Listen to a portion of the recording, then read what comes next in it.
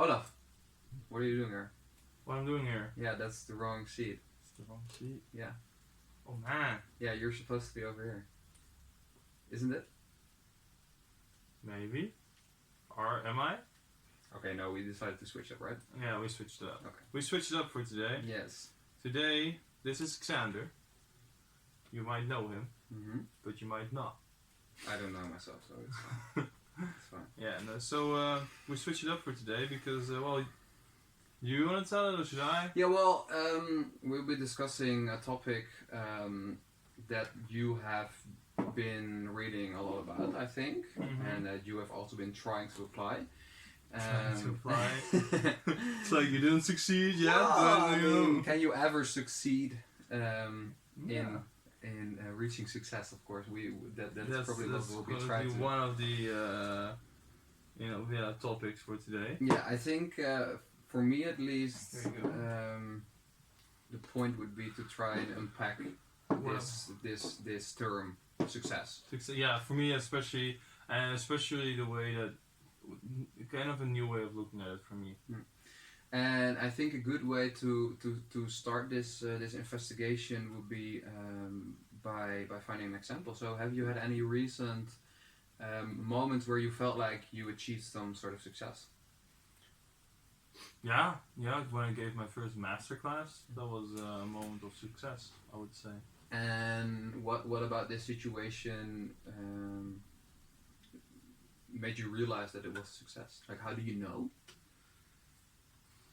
Well, first of all, it's an accomplishment because it's something you work towards and you work hard for it to achieve, kind of, and then you reach it, and that is kind of a moment that you're like, wow, I did that, and that, it causes to you feel good about it. So I kind of measure success in a way of what makes you feel good. So, for instance, if you change your diet and you feel better because of it, that's also success. So you're talking about some sort of an internal feeling of achievement. That's the thing. Like, I would describe it as being happy. You would describe it as being happy. Yeah, I would. Okay, that's interesting because I think one of the first things that popped up in my mind when you told me that you'd like to discuss this topic was the parallel between success and what we call happiness. And I wonder how you see these two terms and in which way they relate to you, and if they do at all. Well, what I see right now is a lot of the times is that people see success in a way of what you accomplish. Yeah. So mostly in terms of money. So being rich or being the owner of a company, being a big CEO, big house. Yeah, having a big house, having and I feel like that is a part of the whole spectrum of success, because wouldn't you be able to say that, like, someone has been happy most of his life, or a lot of moments in his life he has been happy, almost as much as he could have reached, yeah? Wouldn't you say what, happiness? Yeah, like let's say a person has reached closely every amount of moments that he could have been happy. He feels like he reached every moment that he could have been happy, but he reached really close to that. So he almost every moment he could have been happy, he was happy throughout his whole life. I would say that was a successful life, but he could have been poor. You know what I mean? So in terms of money, then he would not be successful. But the sheer amount of available peaks of happiness would be almost completely full. You think that? Yeah. Well, what I mean is, because it's not like because accomplishing, and especially money, is definitely a part of it. So, but still, a certain point.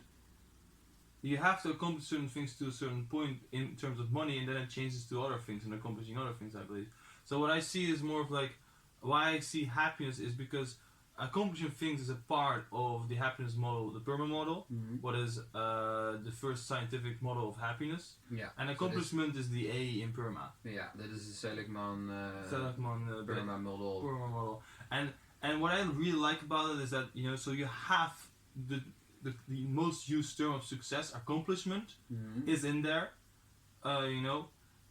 but you see when you look in the world that there are a lot of people out there who reach success but then get depressed or burn out, you know, in a way of like, so they accomplish a lot, but that's not the only thing that matters. No, because they're still not this chronic sense of happiness. Yeah, they don't have, or because you cannot be always happy, but it's about having as much. This is what I believe. I believe that life is about having as much happy moments as you can. And at the end of your life, when you lay in your deathbed, that you think to yourself and you believe to yourself, like, I have reached or tried to reach as much happy moments in my life as I could have, and I got close to what I could have gotten to. So, if we go back to the question that I asked you, like, in what way do they relate? I was maybe expecting you to say that they are different things, but now that I hear you talk about it, it almost seems like they're in your view at least, they're very closely related to each other, and very integrated. And if you do it right, they emerge like at the same time, like they Well, I see that's the current way that most people see success in the way of accomplishing things. I think that is not a full picture of success, and therefore I would say that happiness, or having as much happy moments as you can have in your life, kind of, is success. Because any type of moment in your life, when you take a child that has been happy most of his moments in his life, I would say that the child has been very successful to this point. Because he has been very successful in dealing everything in his life. And what if he has, for example, not been able to achieve completing his classes, completing his homework? Well, but he's still happy. That will definitely affect his accomplishments and feeling for accomplishments. But if, as long as he still has, for instance, good relationships with a partner, or is very engaged in his life, has a lot of positive emotions, he can still be happy. It means he didn't accomplish fully close to what he could have. But that depends on what he wants to accomplish as well, because maybe he did accomplish certain things that he wanted to accomplish. So I do think that just focusing on accomplishments takes out a part of the equation, and because of that, I think that a lot of people end up rich, but depressed, or have a burnout, or because everybody thinks that, oh, I just have to accomplish a lot of shit in my life and then I'll be happy, or have a lot of happy moments. But that's not the case. There are different factors that add up to having a lot of happy moments in your life, and I think that you need to focus on each single one of those, and then you reach that. And it doesn't mean maybe that it's gonna cost you some of the richness and money that you have in your life, but that's okay, because that's not the only thing that's gonna make you happy. It's gonna be a part of it. And I do believe that each part can make the other part stronger. So if you accomplish a lot and you have a lot of money, it can be, you can use that to have more meaning in your life or experience more positive emotions. Yes, for sure. For example, by traveling, by traveling, indeed, like, if you go to the Great Pyramids, you get a feeling of awe, maybe, and that's a positive emotion. If you look at positive psychology, so there are like different emotions you can cause by having a lot of money, but even then you have to be very aware of how you use that money, kind of. And for instance, having good relationships is also a part of the pyramid world. So it's like positive emotions, engagement, positive relationships, meaning in life, and accomplishments. And I can see that some people accomplish a lot, but then don't really find out that they don't really have a meaning in their life. And these things I think cause a lot of the depression and burnout. Okay, so you just mentioned meaning. I think that is another huge topic that is closely related. But I think first of all we are dealing with two already quite complex terms we're trying to unpack, like success and happiness on their own. Those are really so. To kind of summarize what I hear you say, that success can be accomplished by like reaching the goals you set for yourself, right? As you said with the child, like if he set for himself that he just wants to be very type good, of success. I would say wants to be a very good soccer player, even though he skips his schools, he can still have this feeling of success, and maybe even be happier because of these goals that he set. And this can make you feel like you accomplish certain things which might relate into having money, which might result into you being able to travel.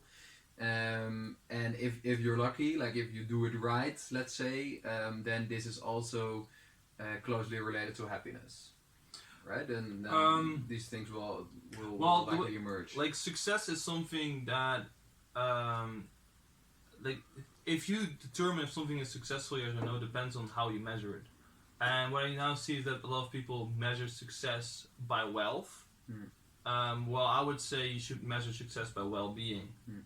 And that is the difference. And well-being, if you have a really good well-being, then you're more likely to have more happy moments in your life.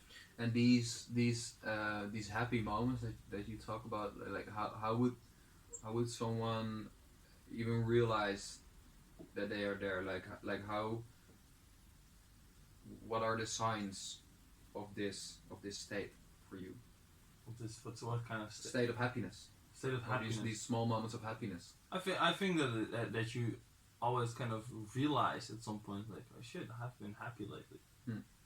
It's not something you choose. It's the things that you just for instance, like you whenever you just do things you gain a lot, you're really engaged in. Yeah, you use your talents and you feel good about it. You share it with your friends. You know. You feel like whatever you do in your work, for instance, has meaning, and you accomplish certain things. If you have such a period of time where all those things happen, and everybody's like positive towards you, you know, you feel great, you feel amazing. It's like, yeah, you know, you're happy.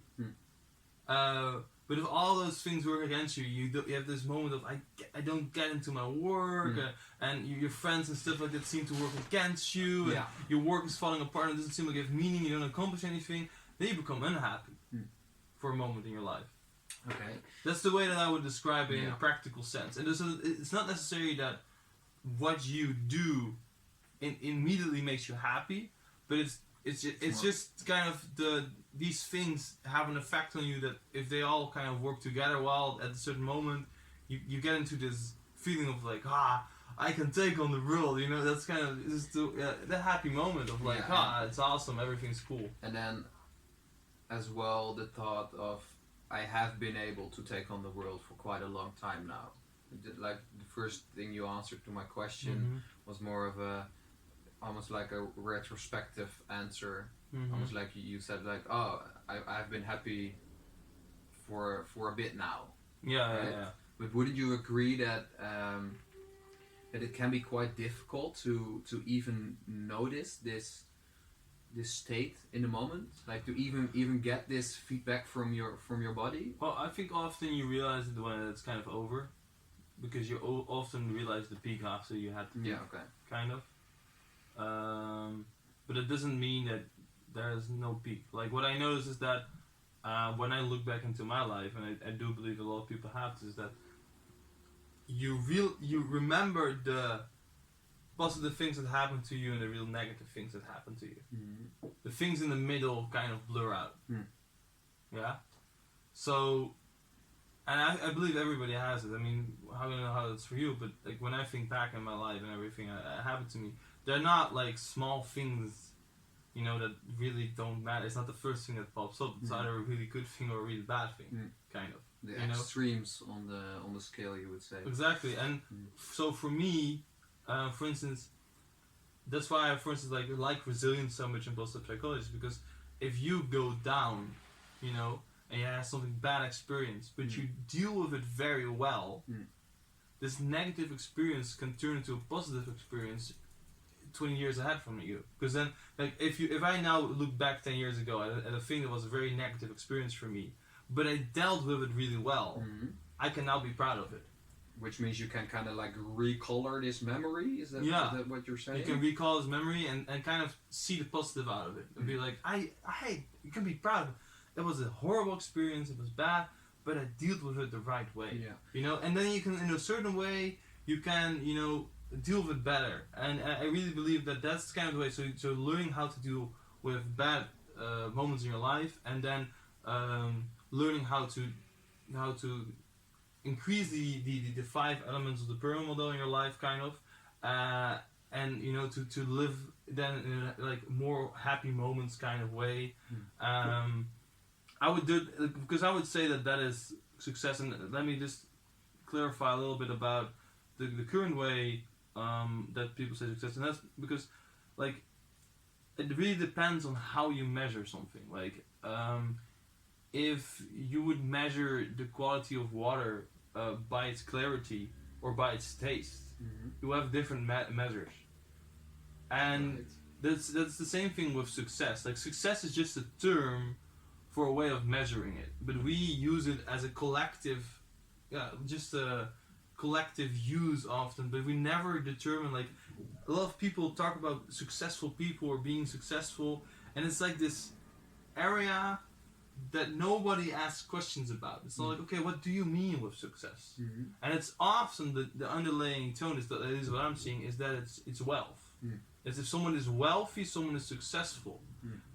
But if you look at the literature of happiness, you see that there's in the U.S. there's no correlation whatsoever. If someone starts earning more than $70,000 dollars a year, and you're going to earn more than that, there's no correlation between happiness or earning more. There's no correlation whatsoever.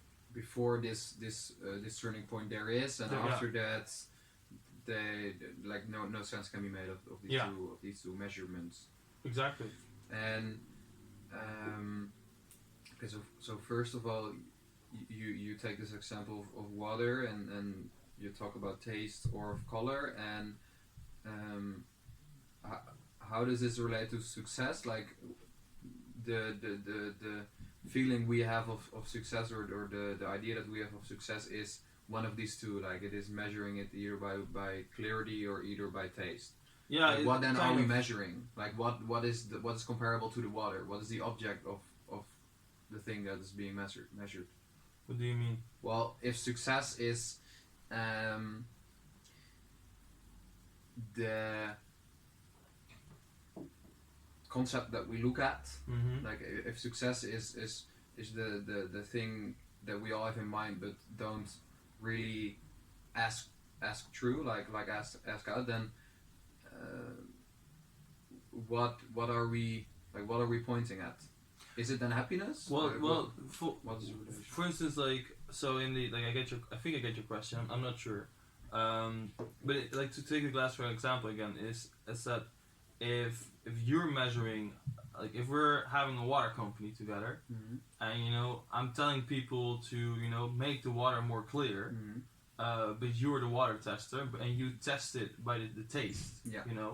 I'm not gonna increase the success of the water in your opinion, because I'm doing something completely different. But that's my definition of success. So what I see is that a lot of people talk about success in this way as well. That some people have different measures of success than other people, and then when you come back to the general sense of success used mostly in media, it's wealth. That's. I think. Does that answer the question? So that would then be like wealth. Like water, success is the water in any case, but wealth is it either tasting good or it being clear or not. I think a lot of times when we talk about success and about people and their success, we talk about a successful life. What's a successful life? So then it's like, and then you need a measurement for that, and then we take wealth very often. How much wealth did somebody accomplish or gained during his life, and based on that we say, oh, he has a successful life or not. And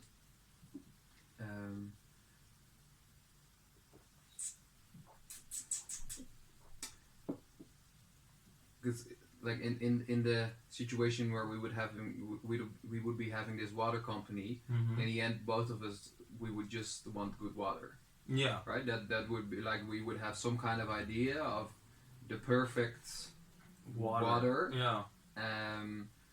And you might be looking at it being clear or not, so being wealthy or not, while someone else might be looking at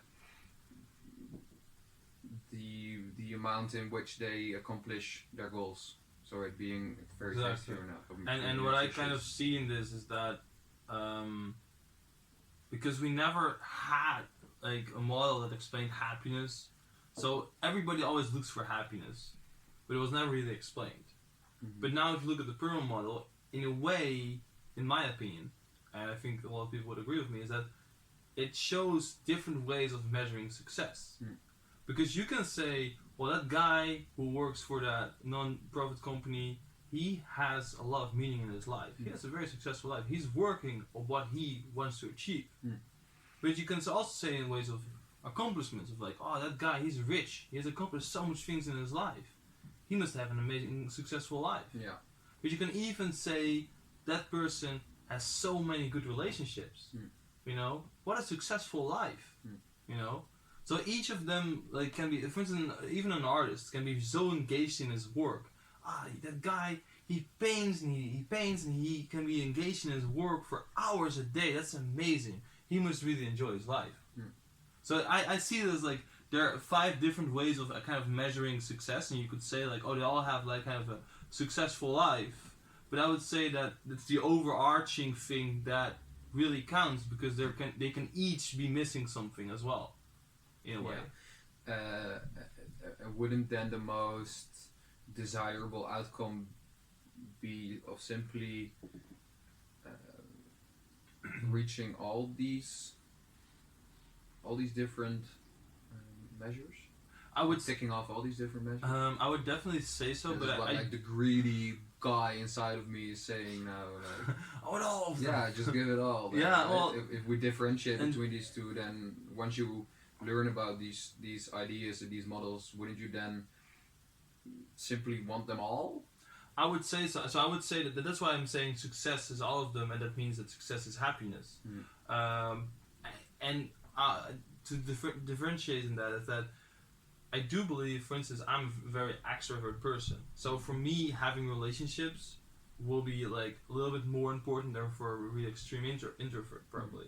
So I do think that the amount of how much you need of everything really depends on the type of person that you are. Like some people are really competitive, so they might want to have more accomplishments in their life, you know. So I do think that there is kind of for everybody there's like a perfect amount of everything, kind of, you know. And I do think that that's kind of the challenge of discovering like what works for me, kind of. And then you, by doing that, and you can find out, for instance, like, okay, I like, you know, being with a lot of people and having meaning, you know, that works for me, you know, like, so. And they are very close related as well. So for instance, in work you can be engaged, you can have positive relationships, you can have meaning in your work, you can have accomplishments in your work, you can experience positive emotion in your work, you can kind of experience it everywhere. So you kind of need to understand where can I increase what. It's a very complex idea, because it's not very simple to say like, oh, I'm going to be more engaged in my work now. You know, that's not the way it works. There's so much to know about it to really gain that, of course. And I would say that there also has to happen some sort of realization process. So once we acknowledge the idea that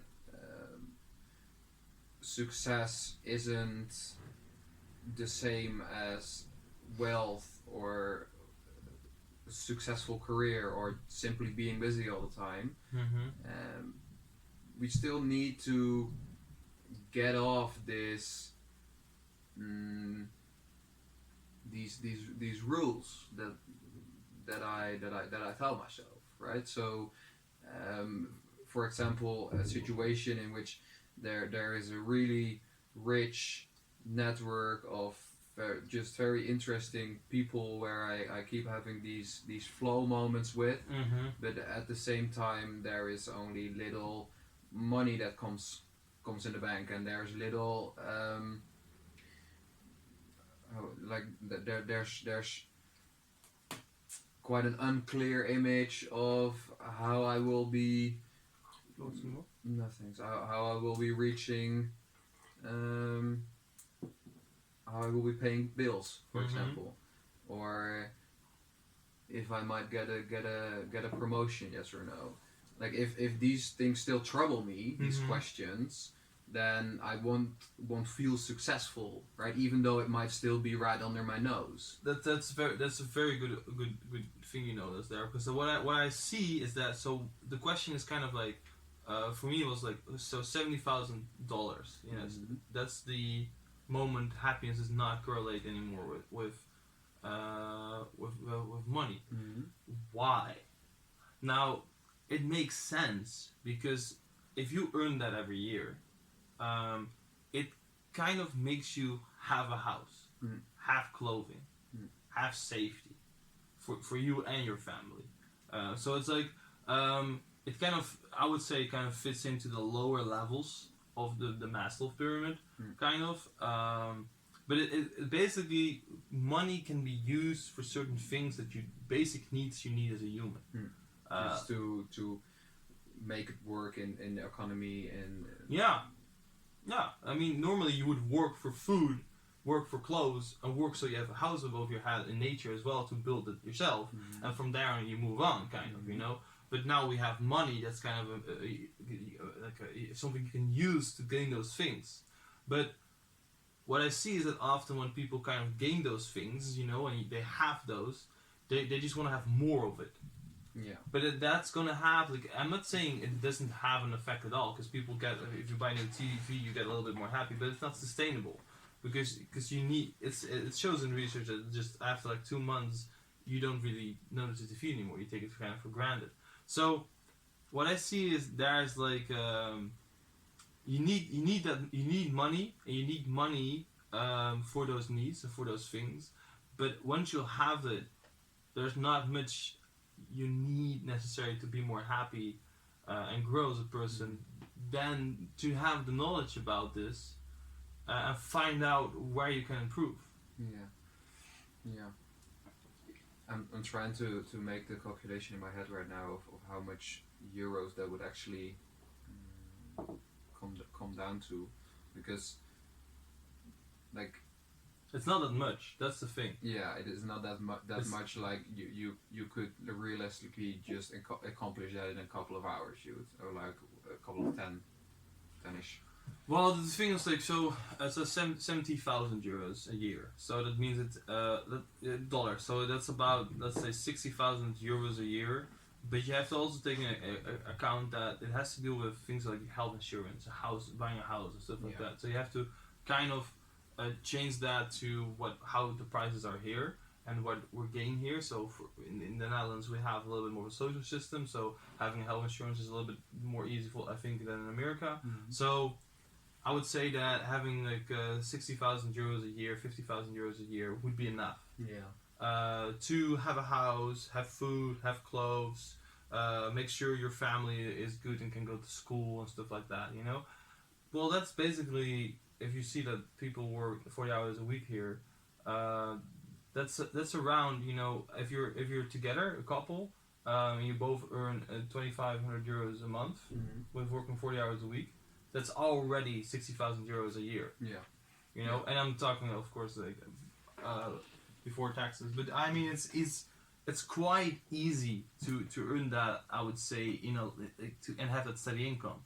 And that's what I'm surprised about, because people are kind of stressing about being successful, getting burnouts and depressions because of it. Because you need a good career, you need to have enough income, otherwise doom. Or else you're doomed, you're going to be unhappy for life. And well, if I look at the science of it, I'm like, that's not true. It's like, man, like, why don't people know this? It's such a revelation. It shows like that, you know, if you earn more than that, like there's a TED talk about a guy, and he tells about a family that every dollar they earn more than 70,000 euros a year, they give away to charity. Every dollar. And they said our lives only got better because we have less money, so we have to make choices about what we buy and what we don't. So that makes us more responsible. We give away what we can give away, and it just makes us way more happy in general. And that's very interesting because, you know, you can argue like, well, happiness is not everything in life. But you know, if I look at the model of happiness from Martin Seligman, I'm like, what are you missing? Like anything kind of what you find valuable is kind of in there. Like you could say physical health. You know, what about physical health? But the case is that even if you look at research of people who get disabled from the neck down, you know, 6 to 8 months later, a lot of those people are just as happy as before. So you can recover from that and get used to it again and get the same. So it purely has to do with your mental state and the way you kind of see it in the mental way. And that's super interesting in my opinion. So I have to say this example of a disabled person from the neck down. It's kind of difficult to understand. yeah, but Yeah. and to I mean, not everybody. no, of course Of not. course not. But Like the simple fact that what we strive for and I think that is kind of a universal is some amount of quality of life, like at least the minimum amount of quality of life. And in the case of someone being paralyzed from the neck down, on first glance you would say, how can there be any quality of life? And now Yeah. you were kind of aiming at the idea of it being mostly an internal idea than this quality of life. you want me to explain this? Sure. Because if you look at the Pearl model, you can still be happy because you can still have positive emotions because your brain still functions. You can still be engaged in tasks. You can still have positive relationships with people. You can still accomplish things and have meaning. Because a lot, like for instance, I don't remember his name. He was the actor of what was the movie? Like Back in Time or something? Yeah, The very old movie. I think I know. Isn't it the guy who played Superman? Oh, that's not. I don't think that's the same. Okay. I mean the guy who was in the car, the doctor. Back to the Future. Back to the Future. He played in that role, and he got I don't remember I don't remember anything about him, but he got some type of disease, and he came out with it, and he from that point on his whole life he has been worked on, fighting against that disease, not him for himself but also for other people. So he started his own charity and stuff like that, and he got really happy and he found a lot of meaning in his life and got to accomplish a lot of things. Although his physical body kind of, because it was a physical disease, so his body kind of gave up on him, but his mentality and the way he saw things still went on. And so he wouldn't thank the disease, of course, but it did give him a meaning in his life. So what does this tell us? Well, for instance, if you even if you can be paralyzed, like you can still find meaning in that, and that's I think I told you about the for instance Viktor Frankl from the Man's Search for Meaning, and I think that meaning is a very powerful thing because as he writes in his book, he finds meaning in one of the darkest places I think ever kind of existed. Concentration camps, yeah, Auschwitz. And what that really taught me is that the way he describes this as well is that like everybody suffers. Suffering is not like the goal. Like a choice. Everybody suffers in a way. There's always this kind of feeling of suffering. Everybody has it. So, but it's how you deal with it. And how you look at it, because it can also give you meaning. And that's what I mean, if you have a disease and you, instead of, being broken down because of it, but you tell yourself like, I'm going to use this meaning in my life, I'm going to fight it, and I'm not just going to fight it for myself, I'm going to fight it for everybody who comes after me, so that everybody from now on who has the same issue and the same set of suffering that I have can deal with it better. Well, then suddenly has a lot of meaning in your life, and you can suddenly start accomplishing things towards that, and you can gain relationships around that disease, and you suddenly become way more happy, and you get engaged in this task that you have. So everything in life can have meaning if you look at it the right way, and that's really what I took away from the book. That's what's really Although it does sound kind of unstable, right? What if you build this whole new identity and feeling of living a meaningful life now around this disease, for example, what if you ever become healthy again, or like isn't that the greatest thing there is? Well, on paper it would, but then you would lose all the parts of that identity that you build now around this new meaning making, right? The relationship you build around.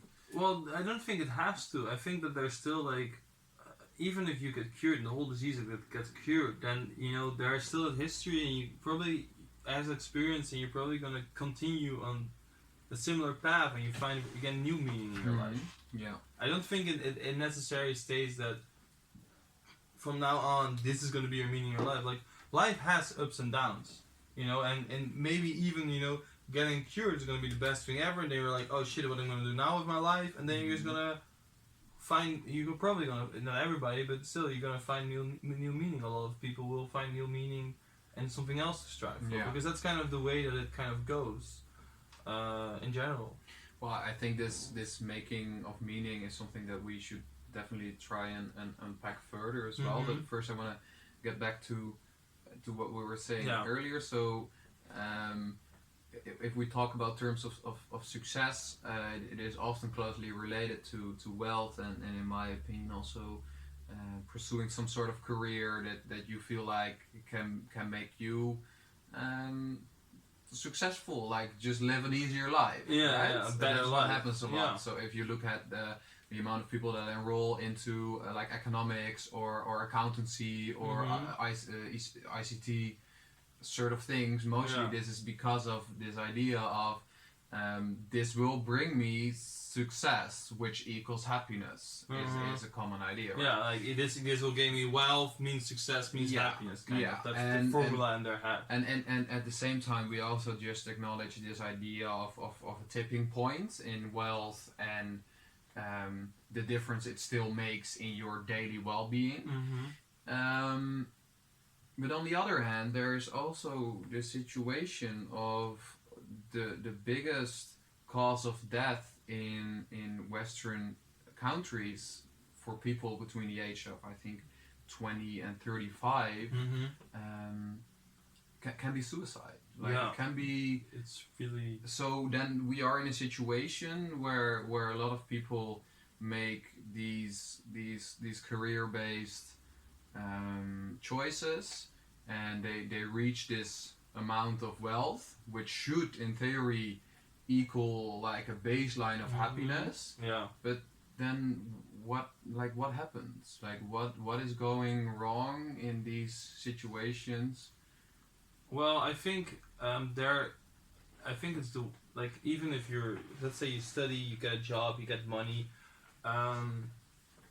there's this negative cycle that people sometimes don't realize. For instance, let's say I buy a bigger house, that means you're gonna need more stuff, that means like more furniture, more stuff to put in your house. So that means you're gonna have to buy more stuff. That means you need more money, Bigger house also means more time to clean, means less time to work, means less time to actually enjoy the stuff that's in your house. So this baseline of this tipping point simply rises and rises. Yeah, I would say that it's really like how you invest your money. Like if you, for instance, look at Warren Buffett, one of the richest men alive, he still lives in the same house he bought in like 1950 or something, 1930.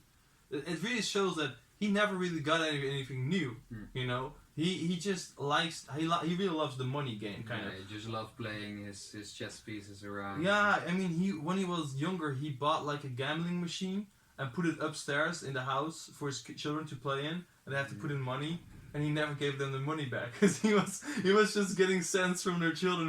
It was just but he likes those type of games to learn his children also things about money. But to get back to the point is that, so it's really like, so even if you have a lot of money, it can be the case that you chose a study that you actually don't use your talents in. So your work, you don't use your talents in, and what you're kind of love doing.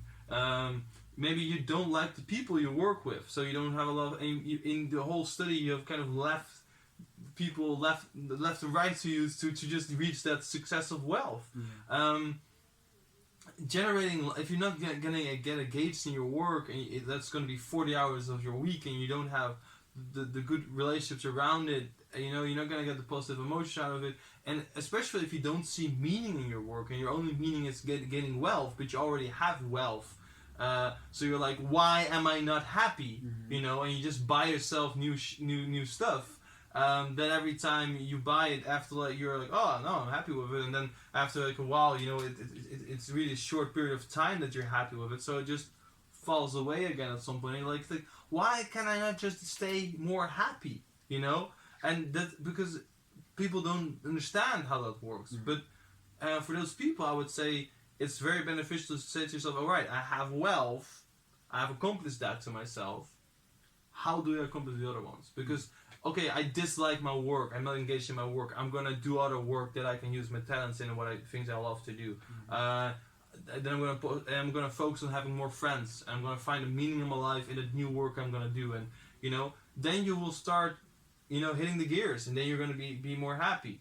And I think that image is right now is very much different. A lot of people try to aim for that part of wealth kind of thing, and then then they're 28 and they feel like I have wealth. And I'm not getting anywhere. I'm not getting happy, and then they look inside of them and they're like, there must be something wrong with me, and that is where really depression and burnout start, coming up. Because if you think that is because you are wrong, because something's wrong with you, but it's just a general thing of like success. And by the way, it makes sense that the general idea is that wealth equals success, because successful people, in a way of like the ones that are wealthier, in the general sense, in the last 100 years, especially 100 years ago, those people looked happy because they had a house, they had food, they had clothes, they could buy a TV, and that was all very new back then, Well, now you can see that got to an extreme where that's actually not everything we need. But that general common sense is there still there. Well, it's not right anymore, because the way you invest your money is just that's my point, is very important. Like, you don't need a big house to be very happy. It can be nice to have, but don't sacrifice, engagement in your work, or meaning in your life, or accomplishments, or even relationships especially. Don't sacrifice any of those to get a bigger house or to get more stuff. That's not going to be worth it at all. And I think that is kind of a misunderstanding, that people sometimes make decisions in a way of like, I want to earn more, I'm going to move to another country to work, and then they kind of lose their friends and that they had in the other country, and then they kind of become alone. And I do believe that in some cases this happens. And then because of this decision, something that was already there and that was kind of like holding you up, it falls away, and then there is this sense of emptiness again, and this moving and buying a bigger house is still, you would say, a wrong measuring. Like, it is still for wealth, you mean? For success. Yeah, definitely. Like a good example is like just people that some people might call them like hippies or whatever, but people who live some communities around the world, they have those communities, they're often very happy because they work on certain things they believe in, and they're very happy people. I would say they're very successful. They aced it in life. They are happy. It doesn't matter that they don't live in a big house, not to them. So they are successful in their own way, in their own measure. They're very successful people. And I think that is the most important thing. Like, it really depends if your image of the world is going to be like, I need to be very successful in a way of wealth, I need to be very rich, and you're going to aim for that, and everything you do is going to be for that, and then you reach that, and then you suddenly realize, shit, I was wrong. I don't need everything, and I need more friends around me and stuff like that, And I'm not saying, like, if you have a lot of money, like, the other things can become more easy in the pyramid. So that's why I think that still, for instance, especially if you never sacrifice them to accomplish wealth. So if you have always had good friends, had positive emotions, had engagement in your work, had meaning in your life, and had accomplishments throughout it, and you have a lot of money, it's gonna be more easy to keep those things, I think, in your life if you invest your money the right way. Like you can it's more you can move to New York, let's say, and they could still see you, you know, because they could fly back and forth because I had that money. Yeah. So the world becomes more smaller if you have more wealth, but as long it's difficult to later on kind of start rebuilding those things, especially if you're 40, you worked all your life and you kind of realize like shit, I'm not happy. To then rebuild new friends is difficult because that's not normal in our society. Yeah. Well, I think for the sake of being complete in this conversation, we should also touch upon. I mean, surely it isn't this simple. There are the cases that I described just now of people simply seeming to set goals in an unhealthy way, like measures happiness simply by an undesirable measurement. But then there are also the people that don't really want to get hugely rich or want to get this big career, that do invest in their friends, that make small accomplishments, that do have physical health, which is like working for them, but still have this lack of positive emotions.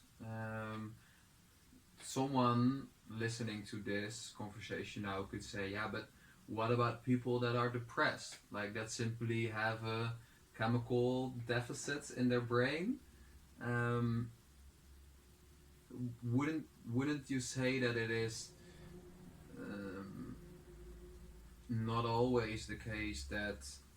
Well, first of all, that's because you said it's a chemical deficit, you know, that is not necessarily true. Like we have not found the reason why people are depressed. We explain depression with symptoms. We give someone the depression because of symptoms, but we do not know the root cause of it. That's very important, because you can say that it's just, but we do not know if depression is surely just chemical reactions being wrong. It surely must be caused by something, you know, and we just do not know what. So we now just say it's a chemical reaction in the brain. In positive psychology, they actually have a theory-based way of explaining why depression happens, and that's based on the idea of the 24 character strengths that there is. And they say that, you know, those are the 24 character strengths, and you can have an absence of those. You can have the opposite of one of them, or you can have the. Let me think. You have the opposite. You have the absent, or you have the extreme. And the way they measure is that if you have some type the man who came up with this, he died before he could completely finish his work, but he had the idea that like a way of those, if your character strengths are in a certain way absent, or you know certain absent, you could, for instance, optimism is one of the character strengths. Yeah, if it's absent, you know, so you're not necessarily a pessimist. You're not optimistic. It's just absent. You're just kind of in somewhere. Like, so he kind of figured out that, you know, if you look at the character, and those are like cross religion and culture, so that's why it's such a strong idea. But his idea is that, you know, having a certain way of an absent, and so that in those character strengths that you can, you know, get depressed, because that's our kind of if you had all 24 character strengths really well, that's kind of the idea of the perfect human, cross religion and culture. Full experience. Like you're humble, you're creative, you're wise, you're, you know, all these, you're social intelligent, you're like everything that's kind of in there. That's like the perfect human being, and nobody is that. But you can have, you know, if you have then the opposite of those, you know, of a couple of those, you can have like a kind of a bad feeling about yourself, like be depressed or have so. But it's like it's not completely worked out. That's the problem. But I do believe that there's like depression can be cured in a different way than we're doing right now. Like it's not just the chemical reaction of the brain. No. It's surely a behavioristic thing that you could probably change in a certain way. That's what I believe. Yeah. And what about people that seemingly have the right motives and seem to strike for the reachable goals and still have this subjective feeling of unsatisfactory. What happens there? What do you mean? Like, can you give?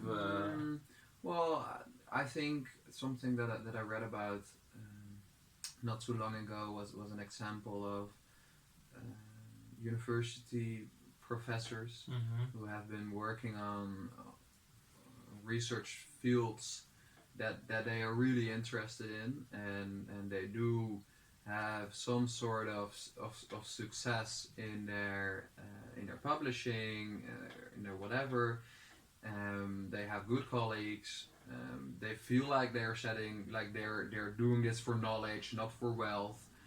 And still there's a very high number of just depression and burnout in this field. This kind of sounds like an exception to the rule. Like people that, at least in our Western society, are perceived as experts, and they are they might be wise, they might not be, but they are at least smart. And still something is happening. Why? Well, I think what I can say about this is that that's a thing. What I kind of also like so figure out. I think it has to do with the part of taking care of yourself, also in a physical manner of doing exercise, eating well, because that's kind of the fact of relaxation of also. And I do believe that. I'm not sure, like I haven't met, but I have seen some PhD students and stuff like that who can easily spend 10 or 11 hours a day in the lab. You know, I would say that if you then don't do sports, don't maybe do meditation or any type of relaxation exercises, maybe you don't sleep well. You know, these are the basic needs. Like, so the safety and basic needs that I was talking about at the start. You still need those. Like, if you don't invest, again, also your money in that kind of sense, so you don't invest in good food or healthy food and sleeping well, you do need basic needs. And I do think that these people, that's like sounds so very, very bad, these people. But I do think that you know, people end up in a burnout, but they do have engagement, positive emotions, good relationships, a meaning in their lives and accomplishments in their life. And they still get a burnout or depression. I do think that has more to do with the fact that they might not take care of themselves in a physical manner, of a way of like having the right food, having the right amount of sleep, skipping the basics. Skipping the basics almost. Like, so and that can easily happen to some people. Like I've been there. You know, you're really especially that's maybe even the balance of happiness, in a way of like happiness. Everything can be good and bad for you. So even happiness can probably be bad for you. If you're enjoying your work so much and you're like so enjoying it and doing everything you have, and you just keep on going and working on it, and it's like meaningful, and you accomplish things, and you know, you're engaged in it, and it's all awesome, you know, you can just completely overwork and forget about yourself. And then you can end up in a depression and burnout. You're like, wow, what happened? Like, why? It was all so good. Like, why did it? But it's because you didn't do those things, and that's why I think that can easily happen to people who really actually love their work and actually get engaged in it, because there's this balance of physical and mental sometimes. Earlier we also talked a bit about resilience, and I really like this topic because I think it is more of a almost more realistically than trying to strive for these full strengths and all these things that seem so far out of reach. Well, that's full strength. Like, you don't, like, if you first do a test on the strength test, you'll see that they're like, oh, everybody has a top 5 kind of, and well, you can kind of look at it if you do a test about it on authentichappiness.com. You can do a free test, and they even say, like, you just check your top 10 and make your own top 5 kind of, you know, what you think fits best. But that is kind of the main person that you are. That's the strengths that you as like nobody is perfect, and that's what they say. It's like focus on those 5, because then you gain more positive emotions because you're good at those from a natural perspective, and don't try to make up the others by just going and training, because that's really difficult and that's really costs you so much more energy. There's no really need to do that. That's actually what they tell you have to do, and it's like advise you, and I kind of believe in that spectrum as well. But sorry, you were saying something. Well, I'm trying to get at the idea of resilience and how this is, at least in my sense, maybe more of a realistic, well, goal almost, or like a trainable skill than trying to apply all your strengths in the right way, as you just said, or at least like your top 5 strengths in the right way. But like, why is that so difficult? I think is the main question. Like why is this skill of trying to see the good in not passing a test, or a relationship that ends, or well, it's not. First of all, like, so 2 things. One thing is that you said that it's easier or more realistic to, because I feel like I have to explain there's something about strengths and applying it the right way. That doesn't mean that there is a certain right way for everybody. Like, it feels like you're assuming that it's difficult to do, while it's very natural to do for people. Like those top 5, you're already doing them. It's just that doing consciously using them more is just awesome, kind of. It's not extra, but you just need to know it. So that's like, it's not, you just need to know it, and it's actually very easy for people to adapt it into their lives when you look at the research about it. So it's not difficult at all. It's just a little thing that someone has to do. So it's like, and it's actually, I would say, way more easy than resilience, because resilience is something you have to train and teach.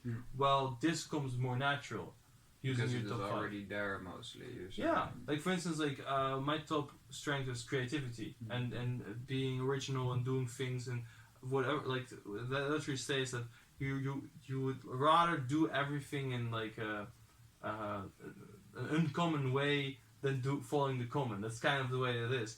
And it's true, like I love doing that. I love doing things differently than other people. It's kind of my intuition. It's kind of the way I function. When I do that, I kind of feel better. It's like I like doing it in that way. So, and you can also go too far on that. So there's also a shadow side to everything. But I hope to have that under control. But it comes very natural to know that, okay, I'm a creative person. So whenever I'm stressed, for instance, how can I make it easy for me? Like, well, whatever I'm gonna do next, I'm gonna do it a little bit different than everybody else would do, and I kind of feel more like myself, and it helps me to be a bit less stressful. So that's a way you can use it for more resilience. But it's more easy to apply. I would say it becomes more natural than resilience. For some, I mean, resilience is also something that can come natural to you.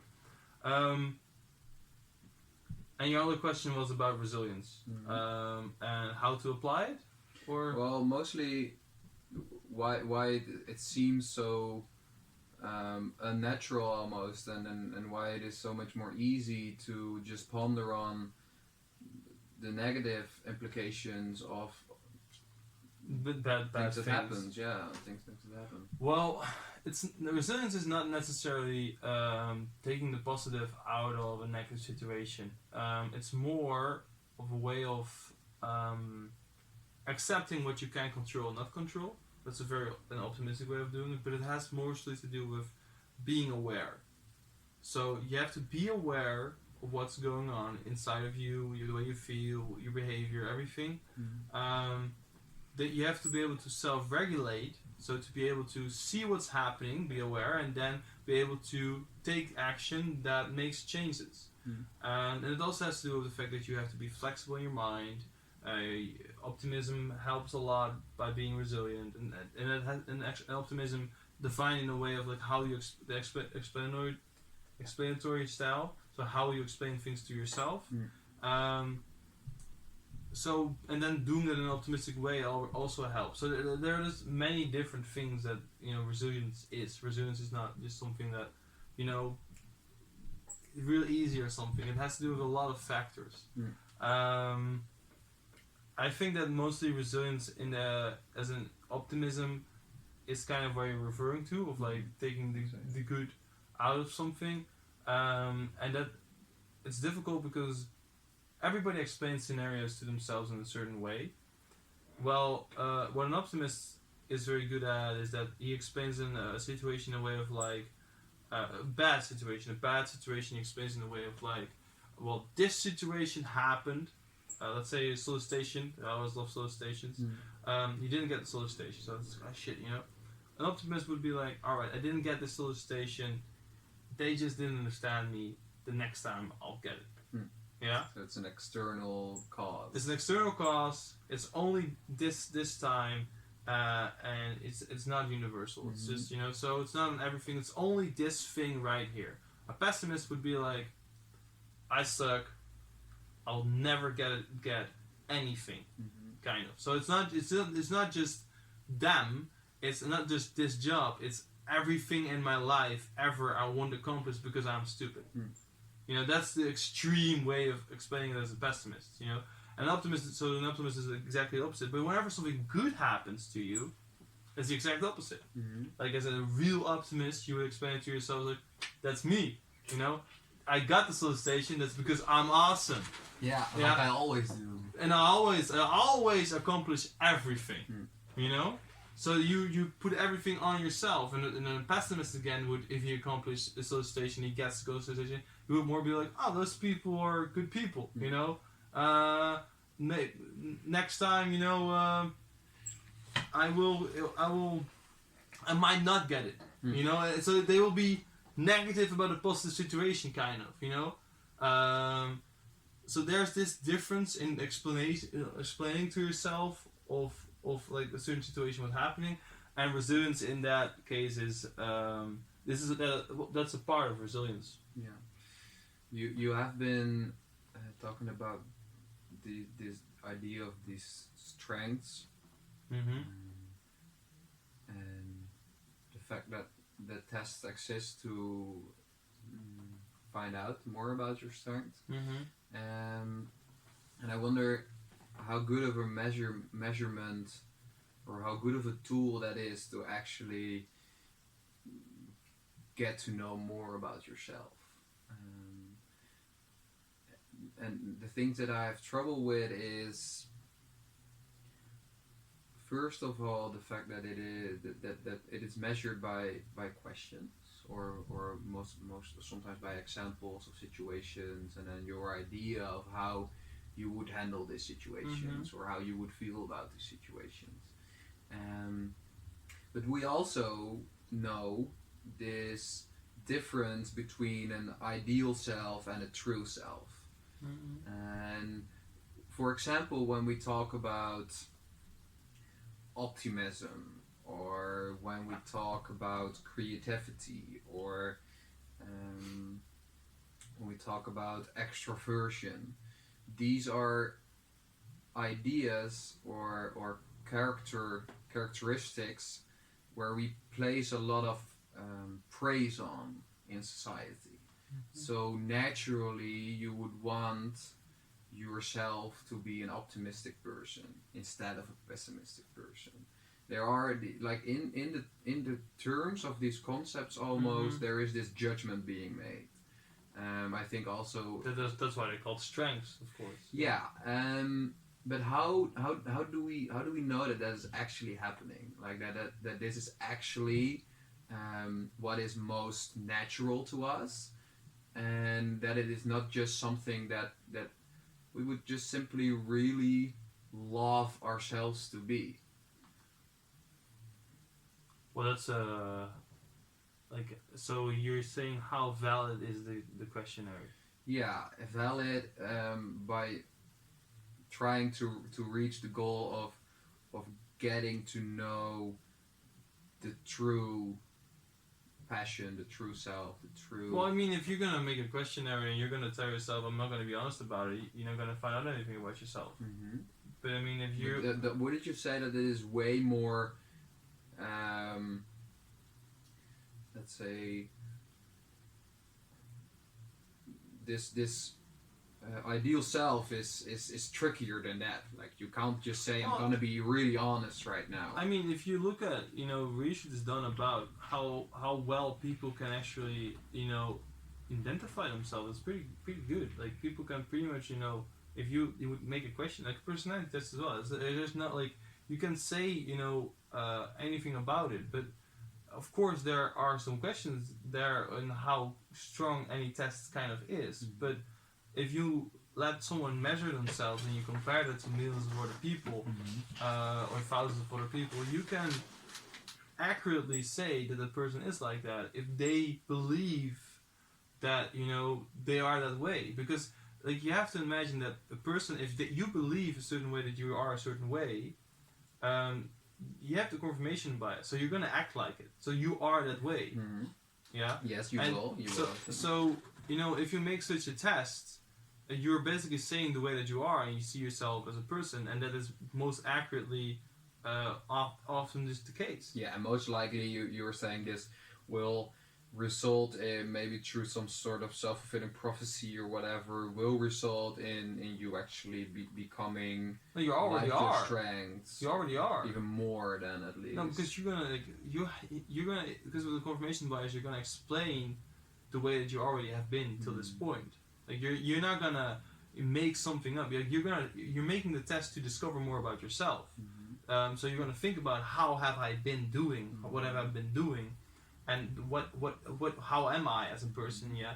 And you're gonna answer the questions in a way like this is what I've been doing, so this is the way that I am, and then you're gonna fill it out, and that's gonna be like if you just like people are accurate in the way that they measure that. Yeah. And yes, of course, there's the idea of like if that comes out, you're gonna test it out, it's gonna work. But like I think that you can be about any questionnaire, you can be the kind of use the same arguments. Well, yeah, in some ways I think you can. What I'm mostly critical about regarding tests of strengths or traits is that they are inherently culturally based in some sense. I think in our Western culture we place an emphasis on certain strengths that we think are more useful than let's say in more collectivists societies, which might result into you latching on to some unconsciously culturally developed ideal self, ideal top strengths, and you might feel like that these are actually really close to heart, and that is actually the true self, let's say. But you might be like, there is a possibility of being tricked, right? So first of all, like what I like about so I'm just gonna what I like about this test, specifically the 24 characters test, is that it's cross-cultural religion tested. That's the way it's developed. So it's done, it's tested and asked, it's taken like books like the Quran, the Bible, a lot of different books, and kind of checked throughout all these, big testaments, cross-cultural religion, to find out which virtues and which strengths are underneath those virtues in cross-cultural religion. So what are kind of like the common human ideas of strengths, and based on that they made 6 virtues and 24 character strengths. So that makes it already cross-cultural, kind of accepted, and that's I think the only test that I know that has that, and that makes it for me one of the strong aspects of it, that you could go to China and they would still accept these same 24 as strengths, and not be like, no, creativity is not a strength. No, they would. And that makes it very interesting. It's not, because there are indeed tests that are basically based on Western ideas. So that makes it very, very, very good. And I think I get your question. So the other question about the self kind of. So you're saying there's an ideal self, there's the self that you are right now, and how don't you know that? How do you know that you're measuring the right thing kind of? Yeah. Well, I think that if you make such a test, you fill it in, you're gonna try and be as honest towards yourself as you want to be, because you want to discover about yourself, kind of, So surely you're gonna fill it in the way of like that you think the way that you are, and you might fill it a little bit in the way that you would like it to be, but it's not about accomplishments or something. You're not making a test about what do you want to reach or something, or what do you want to. It's about the way that you are as a person, and they're asking about situations or things that you can honestly give an answer to the way that you react to it, and you can answer in a way you would like to do that, of course. Yeah. But I don't think that will happen very often. Like,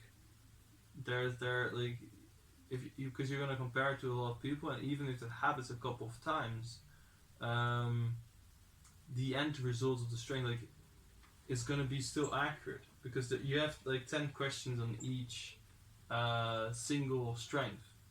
So in the end, the result that's gonna be changed is insignificant to still the accurate way of looking at it. Yeah. So your top 5, and that's exactly also the reason why, at the end, they still say, look at your top 10 and decide if you agree with your top 5 in that. And there you say this leaves space open for maybe less trickery of your own ideas, of your best. Well, yeah. Well, it's more of in the way of if you notice that you are a really energetic person and you think you have zest, and zest is number 6, and you feel like I'm more zest than grateful, that's fine. It's not if you feel more at home with that idea, then that's fine, because in the end it's about which one you want to use more often. And if you want to use more often your energy than your gratefulness, then that's fine. Who else is there to determine? But it's more about you're gonna have to. You wanna want to use them than more often in your work or your daily life, and So it's in the end, if you feel at home by doing that, and even if that is close to your ideal self, then I don't see the problem. As long as people have the benefit of actually becoming more engaged in it, but it's not gonna be that different from the way that they are. And how do you see the differences, and maybe there are none, but how do virtues and strengths compare to each other? Their strengths is what we've been calling the results of the test, and virtue, I think, is a way broader term that is also used a lot in philosophy and a little bit less in psychology. But how do you see these parallels? So there's virtue is, for instance, wisdom. So that's a broad term. Wisdom is cross culture. That's a virtue, and then the virtue of wisdom has 6 different pathways. So strengths to get there. So, for instance, you can be wise by being creative and doing things differently than everybody else. These are kind of roads. Yeah, it's a certain road to get to wisdom. But you can also be very curious about the world. And just by being curious, you can also become wise. Or you can be maybe you have a love for learning. That's also one of the strengths. So, by loving to learn things, you can become wise. Or maybe you have a good perspective of the world. That's also one. And you have a perspective of the world that's very accurate. And that is in a way. So there are different pathways towards the virtue of wisdom. Yeah. And that's the way to describe it. So every virtue has different pathways of getting there. Yeah, because I think a lot of the things we've been talking about right now, especially regarding this strengths test and using it to um, organize more moments in your day to accomplish these these traits. It has a lot to do with what is, for example, talked about in meditations by Marcus. Really is, yeah. Yes, where he says something along the lines of um, trying to align yourself with your true nature, and that is like the biggest overarching goal you can try to accomplish. And then he points at virtues, finding certain virtues, and then there's of course also this idea of just universal virtues. And as long as you align yourself with these virtues, you will then, as a result, experience this full life, or this full meaning, I guess. And I've always been kind of interested in what this aligning consists of. What is this idea of, okay, so then there is this universal, or at least very deep cultural ingrained idea of virtues, and then there is you just acting around in the world, and then it almost sounds like from these kinds of books that you read, that there is a certain, I don't know, a certain frequency you can get on, or a certain way of living at least, where you align with these virtues. And I see a big parallel with the strengths. I get what you mean. But this aligning, like what are we talking about? That is. Well, what I kind of, I don't know how this works, but what I find interesting is, for instance, I have a lot of strengths. I think 3 or 4. I think 4 of the 6. 4 of the 5 strengths of wisdom. I have them in my top 7 or something. You know, and for me it was interesting because I was just thinking about it, why is that?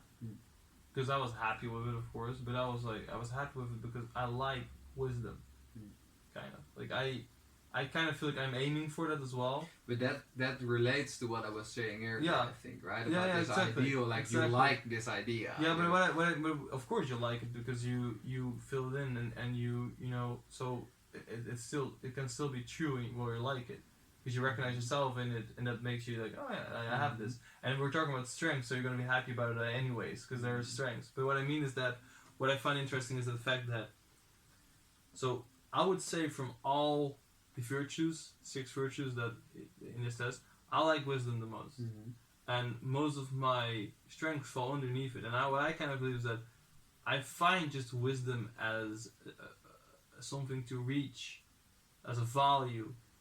I think in my whole life I've kind of been interested in like seeing myself in the future, my ideal self as like a wise person. So I have kind of developed myself into this person that follows many different pathways towards wisdom because I value that. You know? So in a certain way I feel like that's kind of the alignment that he talks about. It's like finding a virtue or virtues that you find important and living up to that. Because I don't think every virtue is important to everyone in a way. Because that's why also, you know, you have difference in character strengths. Because not everybody finds all these virtues important. Yeah, so maybe they are less universal than you would write in these old philosophical scripts of Socrates, and where they talk about these almost universal ideas of. I think they're universal for a collective, for a community. There will all be there. But for an individual, there's only that what you find important. Yeah. Although I do want to get back to that idea of liking certain traits, because I think that exactly is the mechanism of which I'm critical in myself most of the time. Like, I recognize myself in what you were saying, and I can kind of predict that if I would fill in this questionnaire again, then I would score high or like wisdom virtues would be high. But then there's always this idea in the back of my mind of me knowing that from a young age, my mother would always say to me, "Oh, you were such a wise boy." I would just come. I would tell her something about the Mm-hmm. situation with friends or maybe something in school, and she would almost always end like, "Ah, yeah, I've always known that you were such a wise boy." Mm-hmm. And for the longest time, I've maybe had this well, let's call it curiosity of my own ideal self kind of being built on that on her saying that, and then me tricking myself into fi- filling in this questionnaire. So Yeah. my mother has always Yeah, told me, but and like so, but don't you think if she said that you actually started, or maybe you already acted wise, and she was referring to it, so you started just keep doing that? well, that is of course a possibility, and I've thought about that, but then I always come up with this kind of unsatisfactory answer of like, well, you're just a young boy. Like, how wise can you really be? Like, is it? Of course, I don't remember the exact situations in which you said it, so it's difficult almost to now go back and look at it and say, oh yeah, I was wise after all. But maybe it almost seems likelier that she just really wanted me to be that way, right? Well, did she Or wanted you to be? But I mean, you can still be wise for your age. You know what I mean? Like maybe you said shit that other people that your age back then didn't say. You know what I mean? Like so. I don't think that I don't think you should look too much into how things in the past have created you till now. I think it's more important to how you want to move on. If yeah, you don't well, I want, agree to that. yeah, if you don't want to see yourself as a wise person right now, then don't. Yeah, And but start then doing- why would you base the answers on these tests upon? Like they will point you towards at least the near past, right? They will point you towards Yeah, at near least- past, yeah. maybe not this far back. Yeah, yeah, but I mean, most question actually it's mostly the near past the last month or half a year or something or currently. So, but what I think is that it is like especially in a test of strength, it's always like you will like whatever comes out of Yeah, it. Kind you of. can't lose. Yeah, like, but it's also you lose also a little bit because you're gonna look at the bottom 24 and you're gonna be like, really, Yeah. is this what I'm not so good at? I Yeah. wanted those. But man. that's not necessarily what it means, because what it means, and that's really important I think to say, is that it's more of a hierarchy of strengths, and that means that, for instance, if I have to, because I think the bottom one for me is teamwork actually. So if I have to choose between working in a team or being creative, I'm gonna be creative. Yeah, but well, I could see ways where these could. yeah, but that's the thing. Like, so it doesn't necessarily mean that they cannot work together, but it just means that if I have to choose, I will choose being creative. Like, if I would be in a team of people, and I would come up with these creative ideas every time, and my team would every time be like, "You can't do that. No, you can't do that. I will leave." At a certain point, I'm gonna leave for 100% sure, because I rather be creative than work with a team. Yeah. That's the way the hierarchy kind of works. So many times they can work together, but in the end, if you have to make a choice, I will choose that. And every time of level that kind of functions that way. And I do believe that that's also very interesting in how that impacts your life, because I actually have seen this in my life. Like, if I look back at my life, I can recognize some certain moments that I wanted to be creative and other people were kind of holding me back from being creative, and that I would be creative anyways. Yeah. So you kind of start putting the pieces back together almost. Yeah, and especially if you really look at your strengths. I do believe you can actually, I do think that your past definitely influenced the way you're right now. But I think it's better to embrace that than to, question it in a way. Because I think that you cannot change what has happened till this point, and you can only accept the way that you see yourself now and how you want to go somewhere else. So if you tell yourself, I'm quite a wise person, and I want to be here, and then the question is just, how can I use my wisdom to get there?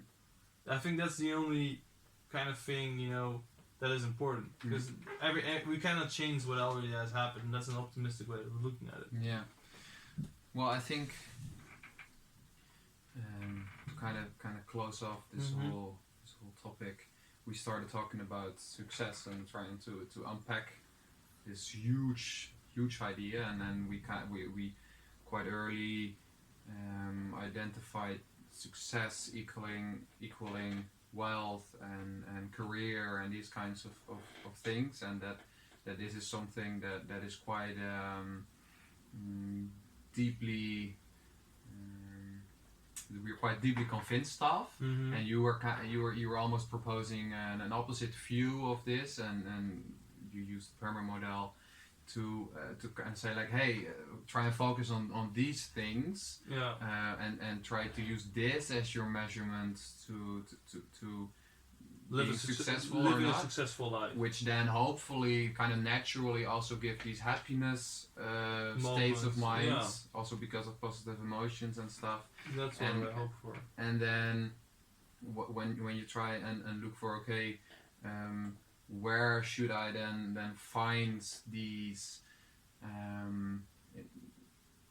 results, or where should I gain most in this Perma model? You try, or you propose this idea of a strength questionnaire, at least almost as a starting point, right? Almost as okay, wipe all this. I should work hard. I should have a lot of money, and try and start with this, and try and see how you can almost spend these traits as much as you can. Because you're instead of spending money. Like you have to imagine that if you score high on these things, it's not just because you scored yourself high on it, because it's compared to 10,000 of people or even more, and it means that you are good at those compared to other people. Yeah. So and they're seen as strengths. So if you use them, other people are gonna like the fact that you use them, because you're showing a strength, showing that you're good at this. You can say you're using a strength when you're good at that. It's gonna bring more positive emotion. It's gonna bring more engagement. Because you're good at things, and it's easier to become in a flow when you're good at things. You're gonna get more relationships, and hopefully you can get some more meaning and accomplishments because of it in your life. Yeah. So that's why I would say start there, build on that, and then and take care of yourself from a physical standpoint as well, because I think that can also cause burnouts and depressions. Yeah. So spend strength, not money. Yeah, in a way, yes. and give it away as much as you can, because giving away makes people happy as well. Yeah. And I think that's also a very interesting point. Strength charity. Strength, yeah. It's just if you earn already kind of the amount that you would say you would need, then I really believe that these are the things that you should really focus on, because I really believe that this is what makes people happy. It's not even getting more, and that's, you can see that whenever it comes to the research about earnings and happiness and the correlation between that, and it's fascinating in one way, because there's this whole society view of what is important in life, and that seems to be wealth. But I feel like this is a little bit also the needs of safety and the basic needs overreacting in a way of like, we need just as much as we can. But it's like gathering resources for winter sleep. For winter sleep and stuff like that. So it's like a little bit overly fulfilling those needs and too little focusing on the other ones to become happy. Yeah. That's the way I would explain it. I think we kind of succeeded in unpacking success. Well, I'm happy, so are you happy? I'm happy, yeah. But then again, I used my strengths during this conversation, so it's a way more of a better measurement, I think. Yeah, maybe. Yeah. Great. Well, thanks.